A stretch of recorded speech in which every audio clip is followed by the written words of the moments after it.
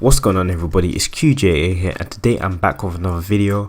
And today we're doing the top 5 best builds for the summer, and these are basically some of the most overpowered builds in the game.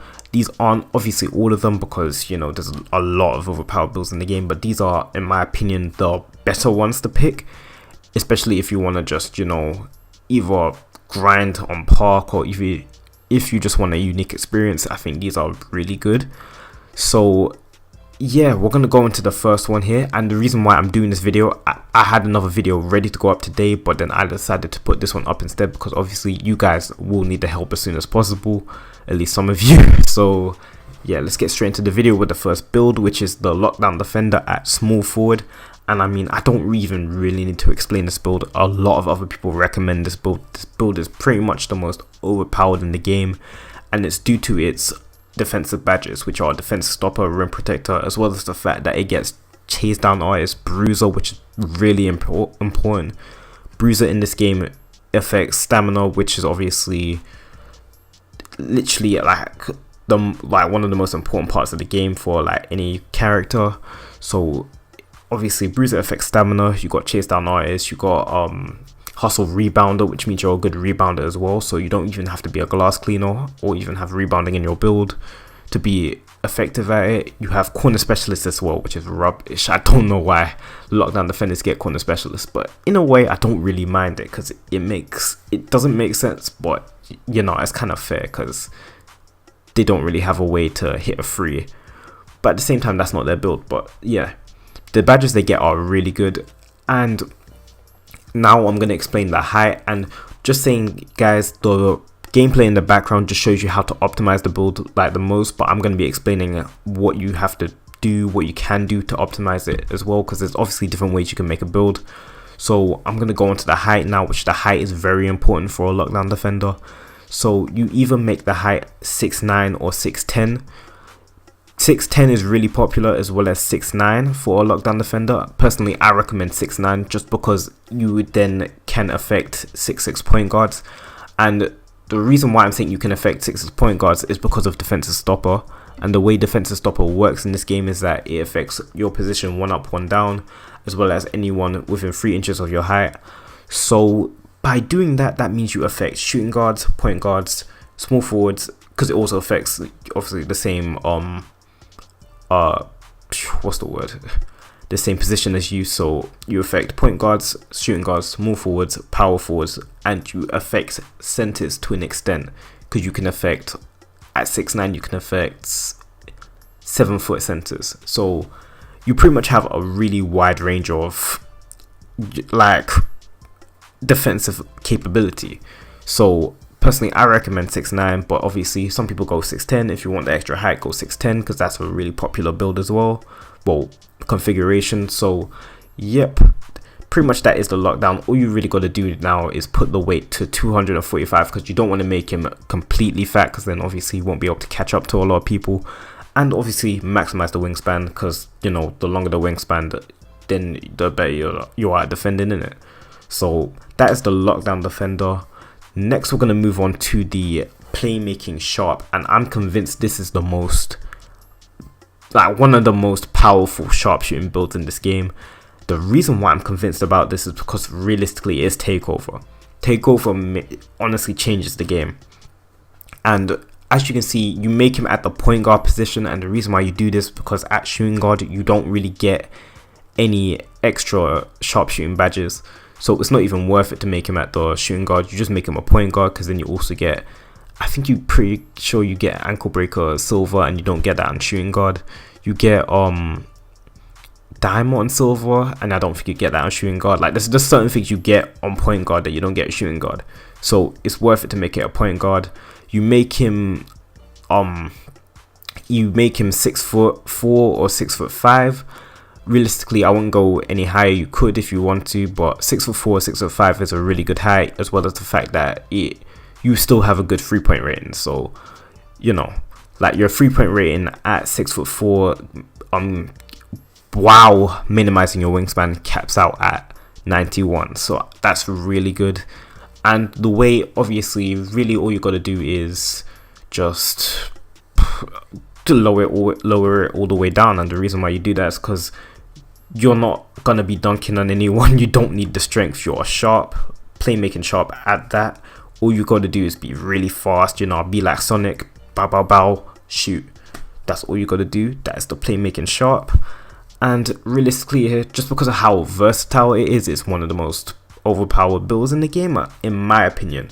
Some people would argue that the sharpshooting playmaker is better, but personally I think the playmaking sharp is better. But personal preference, you can check the badges for yourself. I think this one's better than the sharpshooting playmaker, so yeah, playmaking sharp is number 2. And number 3, we've got the two-way slasher again at the small forward position. And realistically here, all the two-way slasher is just a more defensive slasher. And the defense in this game is really important. So that's why this is a really useful build. Because obviously people, when they see the two-way slasher, they'll pull up and be thinking, oh no, I don't want to go against that. So the reason why two-way slasher is very dominant is because you still get all your slashing badges. You get posterized on Hall of Fame, you get pick dodger and pickpocket though, which get increased from just a pure slasher to gold rather than silver. You get defensive stopper on silver, which is really good. You get bruiser on silver, really important. You get hustle rebounder, rim protector, and you even get corner specialist, which is really, really good.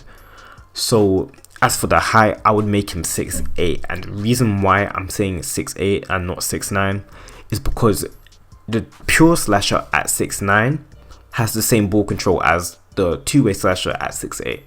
So I think that for the extra ball control, just so you don't lose the ball like just stupidly, just make him 6'8", because it's just safer, and it's still like that height is still tall, it's still good, so you're not gonna be getting like just shot over or dunked on or anything like that. Like realistically here, if you do want to make him taller, you can, but personally I would go with 6'8". But yeah, you just go with the lockdown weight, which is 245 pounds, and you maximize the wingspan because you're not going to be shooting threes. You're not a 3-point shooter, even though you could shoot threes. Corner specialist, because of that badge, but you maximize the wingspan. And yeah, other than that, that is the two-way slasher, a really dominant build, and that's at number 3.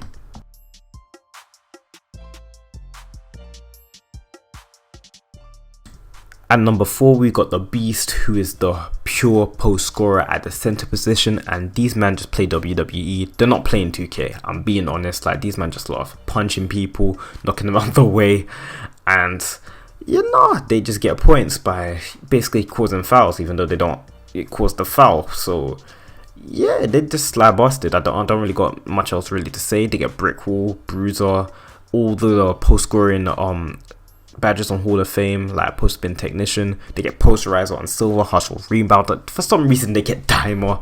I really have never understood that. They get dimer, defensive stopper, and I'm pretty sure they get rim protector on silver. I don't really remember because I can't see the gameplay that well, but other than that, you make the height around 6'11", 7 foot. Realistically here, 7 foot is just bigger than 6'11". 6'11", the only reason why you make him 6'11" is if you want to have some extra ball control, but realistically here, I don't think it matters. So height is either 6'11", 7 foot. You could make him even taller than that if you wanted to, but that's the one I would go for. For weight, you maximize the weight because obviously you just want to body people out the way. That is your only job. Body people out the way. You want that 99 strength, so you maximize the weight. And as usual, maximize the wingspan because you don't shoot threes. That's not your job. So that is the pure post scorer, a beast of a build, and that is at number 4. It honestly dominates the 2's court, 1's court in anti-up. Realistically here, if you're going to make this build and you want to go anti-up just to win some money, then you just do it. Just make the pure post scorer, because then you probably can save up enough to then make another build.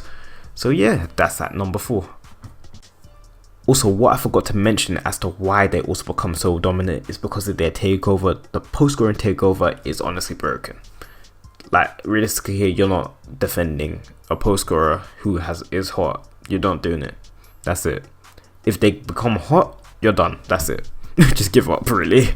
But yeah, that's the pure post scorer. Finally, at number 5, we have the most experimental build on this list, and that is the sharpshooting shot creator. And the reason why I say this is the most experimental is because this is realistically the build with the most offensive capability and potential. And the reason why I say this is because just have a look at their badges. Oh my god, they get difficult shots on Hall of Fame, which is really good. That is really helpful. They get shooting badges at gold, and the only one they don't get is limitless range, which is at silver. And that's still decent. That's still pretty decent compared to obviously other builds that can still shoot threes and don't have as many badges. And they can speed boost if you make them the right height. They can shoot threes consistently if you make them the right wingspan.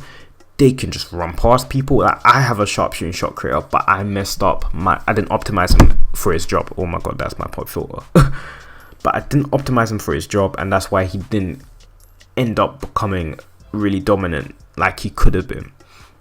So personally, I think that you should make this build. Either you can go with the tall guy, which is like 6'5", 6'6", which honestly just means you're more safe in terms of defense, but you don't get the most that you could do out of this build. Or you go the more experimental route, which honestly, in my opinion, I would do, just because if you do this, this build can basically do everything on offense. I would make him 6'2", and yeah, I would make him 6'2" over 6'6", and that sounds really stupid. But if you want to make a short guy, then I would at least make the sharpshooting shot creator at 6'2". I would make his weight, keep his weight the default they give you, and I would minimize his wingspan. This means that he can now hit open shot threes at 89. His open shot free is 89. His mid range basically is all the way at the end. His standing layups is like, I think it's like 85 or something like that. That's what, like, his layups, he can lay up, he can dunk, because my guy's 6'1", and that's why he's not as good as I could have made him. My sharpshooting shot creator is 6'1", so yeah, he can still dunk. He can dunk, lay up, shoot, and he's fast. He can speed boost because his ball control goes up to 86. Honestly, that is one of the most dominant builds if you know how to play him correctly. And the thing is that obviously a lot of people like shooting the three. One thing I've realized is that if you realize that the sharpshooting shot creator was made for the mid-range but has the capability to shoot the three, you can become really dominant by playing the one with this build. Even though I'm not sure, I don't think they get Dimer, but it could be, but I'm not looking at the gameplay. So yeah, if you want a really fun build to play and you're just wanting to, you know, try it out, see how it is, and then you like it, then stick with it. So that is a sharpshooting shot creator. One of the most experimental builds, but I've seen more people start to use it recently, so maybe people are starting to catch on. But other than that, thank you guys very much for watching. If you like my commentary and are new to the channel, please leave a like and also subscribe, because that very much helped me out. This was my first list for 2K, so it might not have been as good as it probably could be. If you have any improvements, please leave them down in the comments below. My god, my English. And I'll see you guys in the next video. Bye.